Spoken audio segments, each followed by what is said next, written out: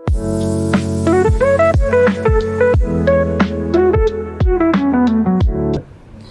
Everyone, this side C Bhuya Ojha. GST को आए हुए 7 साल हो चुके हैं, बट अभी भी बिजनेसमैन और टैक्स पेयर को डेबिट नोट और क्रेडिट नोट के कंसेप्ट में दिक्कत आती है। तो मैं ट्राई करता हूँ इसको आज एक्सप्लेन करने की। देखिए, एक सेलर, सोचिए उसने कोई सामान बेचा जो कि था 100 रुपये का। कितने का था? 100 रुपये का। और जो जीएसटी का रेट था उस पर 18% था। तो उसने क्या करा होगा, 100 + 18 118 का इनवॉइस रेस करके बायर को दे दिया होगा।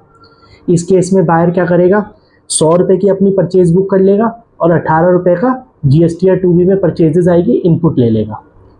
अब क्या हुआ, बाद में सेलर को समझ आता है जो माल मैंने बायर को दिया था वो आइटम 100 रुपये का नहीं था, 110 रुपये का था। कितने का था? 110 रुपये का था। तो इस केस में वो क्या करेगा, वो कहेगा भाई मैंने 100 का तो पहले ही बायर को बिल दे दिया है, 10 रुपये का वो और डेबिट नोट ट्रेस कर देगा। 10 + जीएसटी, जीएसटी का रेट क्या था? 18%, 1.8, 11.8 का वो क्या करेगा, डेबिट नोट इशू करेगा और वो किसको दे देगा? बायर को। बायर की क्या होगा, परचेजेस में ये डेबिट नोट दिखेगा, वो क्या करेगा, 1.8 का जैसे उसके परचेजेस में डेबिट नोट आ रहा होगा, इसका इनपुट ले लेगा। अब समझिए, बायर ने सेलर से कहा भाई जो आपने आइटम दिया है ना वो 100 रुपये का नहीं है, वो 80 रुपये का है, मेरे को मार्केट में 80 रुपये का मिल रहा है, आप अपना आइटम वापस ले लो। तो उस केस में सेलर क्या कहता है, हाँ ठीक है भाई, वो गलती से मैंने 100 रुपये का इनवॉइस रेस कर दिया, मैं आपको 20 रुपये का क्रेडिट नोट दे देता हूँ। क्या दे देता हूँ? 20 रुपये का क्रेडिट नोट दे देता हूँ। तो सेलर इस केस में क्या करेगा, 20 रुपीज़ + जीएसटी, जीएसटी कितना है?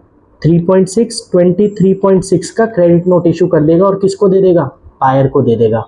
बायर क्या करेगा, जब अपनी जो परचेज उसने बुक करी थी 100 रुपये की, उस पर क्रेडिट नोट चढ़ा देगा 100 - 20, कितने का? 80 की उसकी परचेज आ जाएगी। पोर्टल पे उसका पहले जब उसने परचेज करी होगी 100 रुपये की, उसका इनपुट कितने का आया होगा?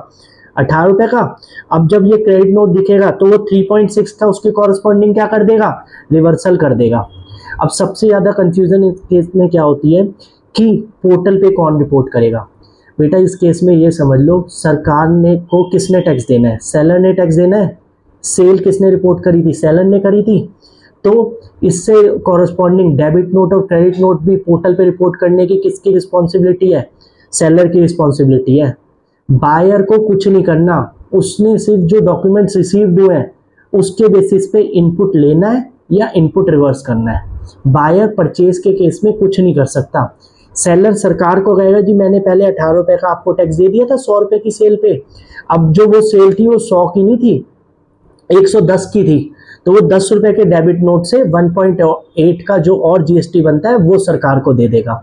अगर यही होता सर, वो कहता जी जो मैंने आपको सेल रिपोर्ट करी थी 100 रुपये की, वो 100 की नहीं थी, वो 80 की थी, तो वो क्या करेगा, सरकार से कहेगा जी मैंने गलती से आपको 100 रुपये पे जीएसटी दे दिया, ये जीएसटी 80 रुपये पे बनता है, तो 20 रुपये का वो क्रेडिट नोट पोर्टल पे अपलोड करेगा और 3.6 का रिवर्सल कर देगा। ये तो हो गई प्रैक्टिकल बात। अब कब कब हम डेबिट नोट और क्रेडिट नोट इशू कर सकते हैं, इसको मैं आपको एग्जांपल से एज पर जीएसटी प्रोविजन बताता हूँ। क्योंकि क्या है, लोग समझते हैं अगर पेमेंट नहीं मिली तो भाई क्रेडिट नोट डाल दो, नहीं, उस केस में जीएसटी क्रेडिट नोट इशू नहीं हो सकता, उस केस में फाइनेंशियल क्रेडिट नोट इशू होगा, क्योंकि माल तो आपका वापस आया ही नहीं है। जो इनकम टैक्स जीएसटी प्रोविजन के अंदर लॉ दे रखा है, एक बार मैं वो आपको बता देता हूँ। सेक्शन 34 है सीजीएसटी एक्ट 2017 का, जो कि क्रेडिट नोट और डेबिट नोट से रिलेट करता है।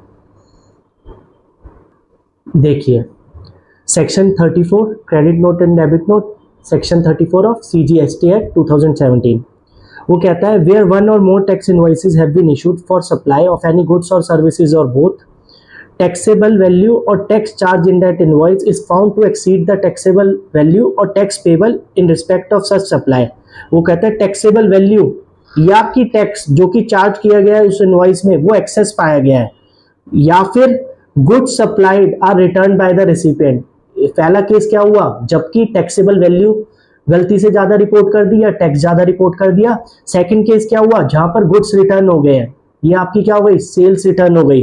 तीसरा केस, गुड्स और सर्विसेज और both supplied are found to be deficient. इस केस में क्या हुआ, जो आपने सर्विस या जो भी गुड्स सप्लाई करे थे वो डेफिशिएंट पाई गई है, एज पर क्वालिटी नहीं पाई गई, तो आप क्या कर सकते हो, registered person who has supplied such goods, तो रजिस्टर्ड पर्सन जिसने वो गुड्स सप्लाई करे हैं वो ही इशू कर सकता है, may issue to the recipient one or more credit note for supplies made in a financial year containing such particulars as may be prescribed। Rule 53 में क्या क्या चीजें आपको क्रेडिट नोट में डालनी है वो सारी चीजें बताई गई हैं। वो कहते हैं 3 केसेस में ही आप क्रेडिट नोट इशू कर पाओगे। पहला केस, गलती से आपने टैक्सेबल वैल्यू ज्यादा लिख दी, टैक्स ज्यादा लिख दिया तो आप क्रेडिट नोट इशू कर दो। गुड्स डेफिशिएंट पाए गए, एज पर क्वालिटी टर्म्स नहीं पाए गए तो आप क्रेडिट नोट इशू कर दो। गुड्स वापस आ गए तो आप क्रेडिट नोट इशू कर दो। उन्होंने कहीं नहीं लिखा कि अगर आपको पेमेंट नहीं मिली तो आप क्रेडिट नोट इशू कर दो, और क्लियरली लिख रखा है registered person who has supplied such goods, तो जिसने वो सप्लाई करी है वो ही उससे रिलेटेड क्रेडिट नोट पोर्टल पे रिपोर्ट कर पाएगा। ठीक है, आ जाइए डेबिट नोट से रिगार्डिंग भी बात कर लेते हैं। आइए, सबसेक्शन 3 है जो कि डेबिट नोट से डील करता है। सबसेक्शन 3 में कहा गया है where one or more tax invoices have been issued for supply of any goods or services or both, and taxable value or tax charge in that tax invoice is found to be less than taxable value। इस case में क्या कह रहा है, आपने कोई invoice issue करा और उसमें पाया गया कि टैक्सेबल वैल्यू या टैक्स लेस है, किसी भी रीजन से गलती हो सकता है, अकाउंटेंट ने गलती से 120 की चीज थी वो 100 रुपए की दे दी, तो उस केस में आप क्या इशू करोगे, डेबिट नोट। फिर लिखा है the registered person who has supplied such goods, क्या लिखा है, रजिस्टर्ड पर्सन जिसने सप्लाई करा है, तो रजिस्टर्ड पर्सन ही इशू कर पाएगा। ये बात बहुत इंपॉर्टेंट है। बायर क्या करता है, कभी कभार पोर्टल पे रिपोर्ट कर देता है, बेटा वो गलत है, आपका टैक्स भी चला जाएगा और आप उसका बेनिफिट भी नहीं ले पाएगा। The registered person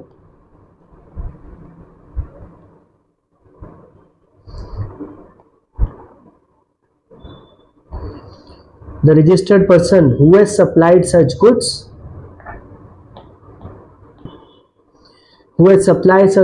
or services may issue to the recipient क्या चीज,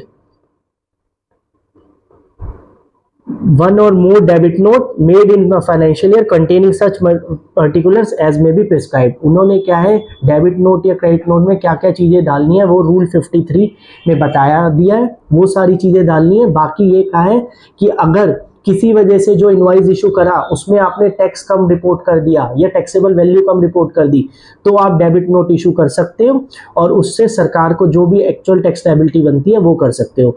रूल 53 भी एक बार हम देख लेते हैं।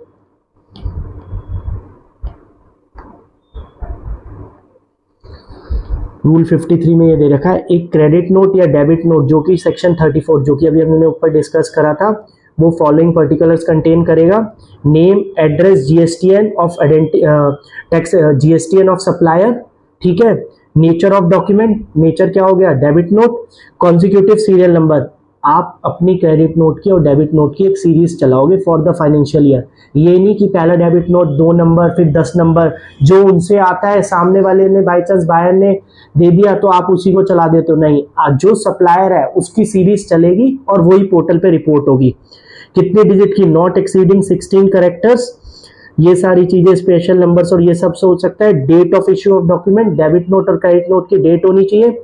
अब जिसको हम इशू कर रहे हैं रिसिपिएंट का क्या होगा, नेम, एड्रेस एंड जीएसटीएन, ये तो कॉमन चीज है, name, address and GSTN of supplier, name, address, GSTN of recipient. अगर रजिस्टर है तो, अनरजिस्टर्ड है तो क्या है, name, address of recipient and address of delivery, ये अनरजिस्टर्ड के केस में जरूरी है, address of delivery along with the name of state. फिर serial number of date of corresponding tax invoice जिसके अगेंस्ट में आपने ये डेबिट नोट या क्रेडिट नोट इशू करा है। वैल्यू ऑफ टैक्सेबल सप्लाई कितने रुपए का है, रेट क्या है उस पे, अमाउंट ऑफ टैक्स क्रेडिटेड 100 रुपए, उसके बाद डेबिट नोट अगर था तो वो 1.8 और टोटल रेट ऑफ टैक्स 18%, ये करके आप पोर्टल पे रिपोर्ट करेंगे। सिग्नेचर, जो भी ऑथराइज पर्सन है उसके सिग्नेचर और डिजिटल सिग्नेचर जो भी आप कर रहे हैं। तो मेन दिक्कत जो सबसे ज्यादा अकाउंटेंट फेस करते हैं ना वो यही कि भाई बायर रिपोर्ट कर देता है डेबिट नोट और क्रेडिट नोट, जो कि पहले स्क्रूटनी के केसेस हुए हैं 17, 18, 18, 19, 19, 20 टैक्स लायबिलिटी कंपैरिजन शीट में मेन रीजन ही ये पाया गया। और ये डे टू डे रूटीन में डेबिट नोट और क्रेडिट नोट बहुत यूज में आते हैं। तो मैं ट्राई कर रहा हूँ कि ये जो भी जीएसटी रिलेटेड कंसेप्ट्स है ये हम क्लियर कर सकें। Thank you.